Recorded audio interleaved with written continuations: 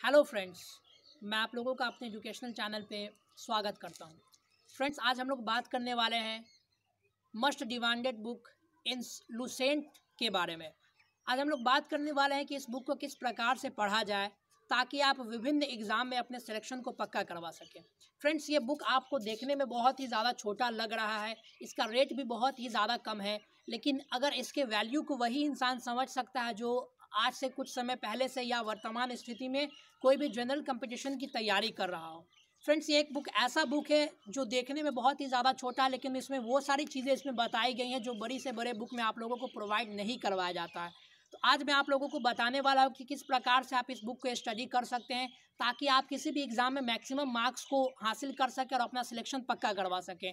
आज फिर वीडियो के अंत में मैं ये बात करने वाला हूँ कि बच्चे प्रिपरेशन के दौरान कौन कौन सी गलतियाँ करते हैं और इस बुक को पढ़ने में खास करके वो कौन कौन सी गलतियां करते हैं जिसको आप लोगों को अवॉइड करना है, यानी जिससे आप लोगों को बचना है। सबसे पहले अगर बात करें इस बुक के टॉपिक वाइज की, इसके बारे में पहले कुछ बातें करते हैं, उसके बाद जो है इसके सही पढ़ने की तरीका को, जिस तरीके से कोई भी टॉपर स्टडी करता है उस पर हम लोग चर्चा करेंगे। सबसे पहले अगर बात करें इसकी विषय सूची के बारे में, तो पहले ये काफ़ी बुक जो था काफ़ी छोटा हुआ करता था, यानी इसका साइज जो था कुछ इतना साइज था, ये इतना ज़्यादा बड़ा साइज में नहीं आता था, लेकिन इसको मॉडिफाई करके बहुत ही ज़्यादा इसमें बहुत सारी चीज़ों को ऐड भी किया गया है और बहुत सारे इसमें त्रुटियों को दूर भी किया गया है। इस वजह से ये इसका कलर वगैरह भी चेंज हो गया और इसमें इसके साइज में भी बहुत ज़्यादा परिवर्तन आया है। इसके अगर विषय सूची की बात करें तो इसमें सारे चीज़ों को आप अरेंज वे में यहाँ पर बताने की कोशिश की गई है। पहला कि जैसा हम लोगों को मालूम है, इतिहास को मुख्यतः हम लोग 3 भागों में डिवाइड करते हैं, प्राचीन भारत, मध्यकालीन भारत और आधुनिक भारत। तो ठीक उसी तरीके से आपको यहाँ पर जो है इतिहास को इसको सब टाइटल्स में इसको डिवाइड किया गया है, यानी इसको सब भाग में इसको डिवाइड किया गया है। साथ ही साथ इसमें आपको विश्व इतिहास से रिलेटेड बातों को भी दिया गया है।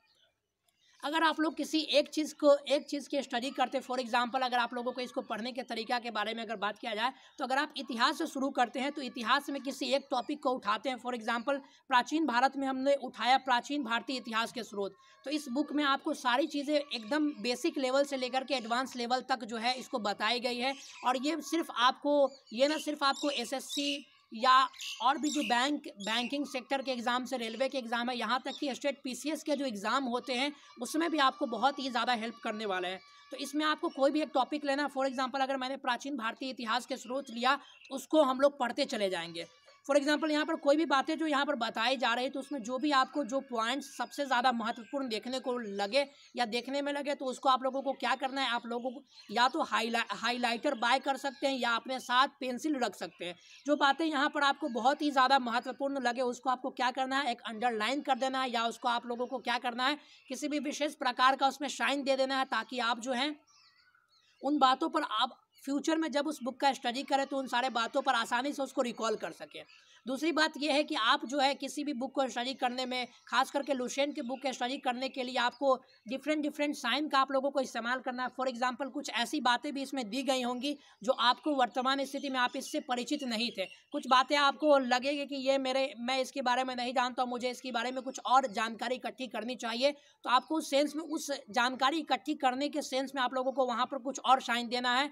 और जो चीज़ें आप लोग अच्छे से जानते हैं, जो एक डाटा वाला पॉइंट वहाँ पर दिया गया है, जिसमें कोई नंबर लिखा गया है, कोई नंबरिक वैल्यू वहाँ पर दिया गया है, तो उस स्थिति में आप उसको पॉइंट आउट करने के लिए कुछ एक विशेष प्रकार के साइन का इस्तेमाल करेंगे। तो इससे साइन के हिसाब से आपको क्या होगा कि बातें पिक्चनरी फॉर्म में आपके दिमाग में ज़्यादा लंबे समय तक बनी रहेंगी और आप इसको रिकॉल जब भी करेंगे, इसको जब भी आप रिवाइज़ करेंगे, तो इसको आप आसानी से कम समय में इसको रिवाइज़ कर सकते हैं। तो ये था पहला टिप।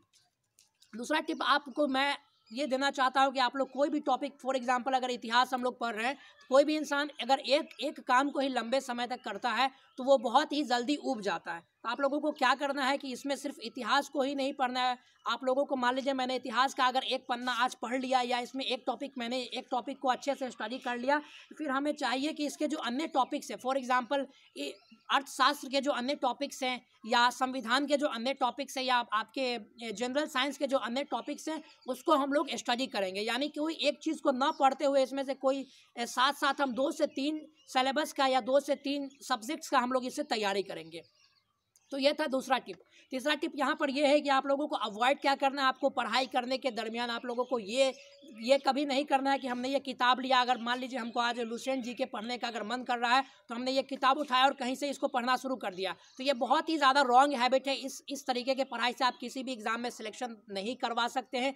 और ये पढ़ा हुआ आप मान लीजिए उस समय आप पढ़िएगा तो बातें आपको रिलेट करने में अच्छा नहीं लगेगा, आप उन बातों को अच्छे से समझ भी नहीं पाएंगे। तो हमेशा कोशिश कीजिए कि हम एक रेगुलर वे में पढ़ाई करें। और दूसरी चीज़ है कि जो टॉपिक मैंने कल पढ़ा था उसके आगे के टॉपिक को हम लोग आगे बढ़ाने की कोशिश करें। इससे क्या होगा कि आप पीछे वाले चीज़ों को उस टॉपिक से रिलेट कर पाएंगे और इससे बातें आप लोगों को समझने में काफ़ी ज़्यादा आसानी होगी, काफ़ी ज़्यादा सुविधा होगी और बातों को आप लंबे समय तक याद रख सकते हैं।